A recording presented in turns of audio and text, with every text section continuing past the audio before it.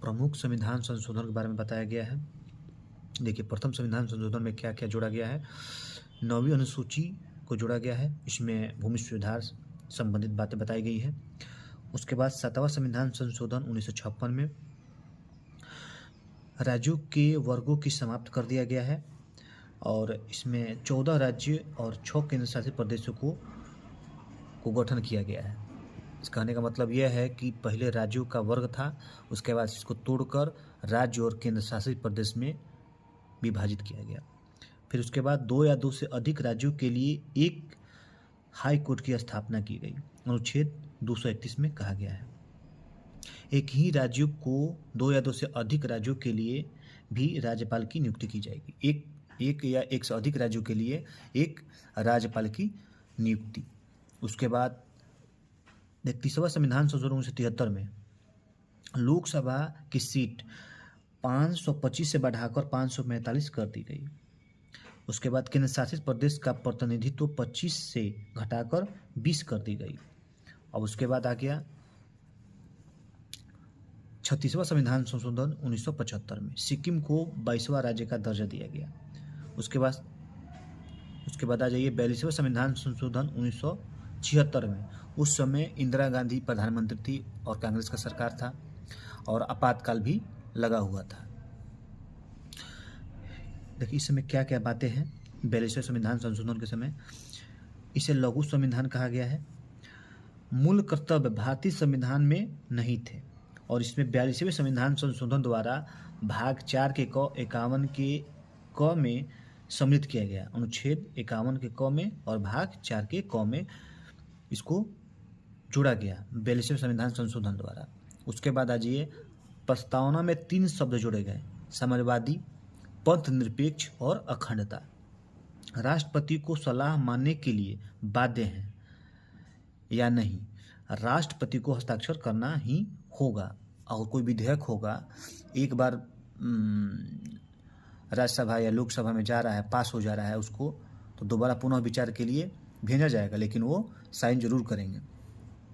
उसके बाद आ जाइए लोकसभा विधानसभा जो कार्यकाल 5 वर्ष का होता है वो 6 वर्ष कर दिया गया था इस समय, क्योंकि उस समय आपातकाल लागू हुआ था। ठीक। शिक्षा, वन, वन्य जीव और नाप तोल आदि पहले राज्य सूची में था, लेकिन 42वें संविधान संशोधन में इसमें क्या कर दिया गया, सम्मति सूची में सम्मिलित कर दिया गया। उसके बाद संसद एवं विधानमंडल के कोरम को समाप्त कर दिया गया, यानी 1/10 सदस्य उपस्थित रहना पड़ता था। इसके आगे आप देख लीजिए 44वें संविधान संशोधन 1978 में हुआ। उसके समय 42वें संविधान संशोधन के समय कांग्रेस का सरकार था और 44वें संविधान संशोधन के समय जनता पार्टी की सरकार था।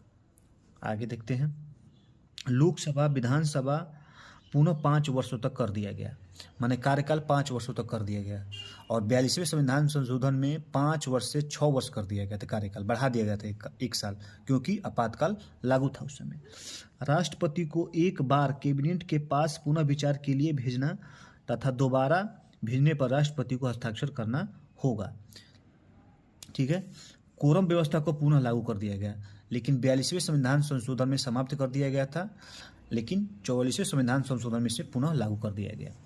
अब आइए संपत्ति के अधिकार को समाप्त कर दिया गया था। संपत्ति के अधिकार को क्या कर दिया गया, इसमें 44वें संविधान संशोधन में समाप्त कर दिया गया। राष्ट्रीय आपात में आंतरिक शांति के जगह शस्त्र विद्रोह शब्द को जोड़ा गया। किसके जगह पे, आंतरिक अशांति के जगह पे सशस्त्र विद्रोह को जोड़ा गया, शब्द को जोड़ा गया। अनुच्छेद 20 और 21 को राष्ट्रीय आपात के समय निलंबित नहीं होगा। किस में कहा गया, 44वें संविधान संशोधन 1978 में कहा गया। अब आ जाइए 42वें संविधान संशोधन 1985 में। ये है 10वीं अनुसूची को जोड़ी गई इसमें, और इसमें बताया गया कि 10वीं अनुसूची को जोड़ा गया। इसमें दल बदल संबंधित प्रावधान थे इसमें। उसके बाद आ जाइए आप 56वां संविधान संशोधन 1987 में। गोवा को 25वां राज्य का दर्जा दिया गया। उसके बाद आ जाइए 61वां संविधान संशोधन 1989 में लोकसभा विधानसभा में मतदान करने की आयु 21 वर्ष से 18 वर्ष कर दी गई। 69वां संविधान संशोधन 1991 में दिल्ली को राष्ट्रीय राजधानी के दर्जा दिया गया। उसके बाद 73वां संविधान संशोधन 1992 पंचायती राज व्यवस्था को वैधानिक दर्जा दिया गया। इस कार्य क्षेत्र कितने हैं 29 और 11वीं अनुसूची में जोड़ा गया। 74वां संविधान संशोधन 1992 नगर निगम को वैधानिक दर्जा दिया गया।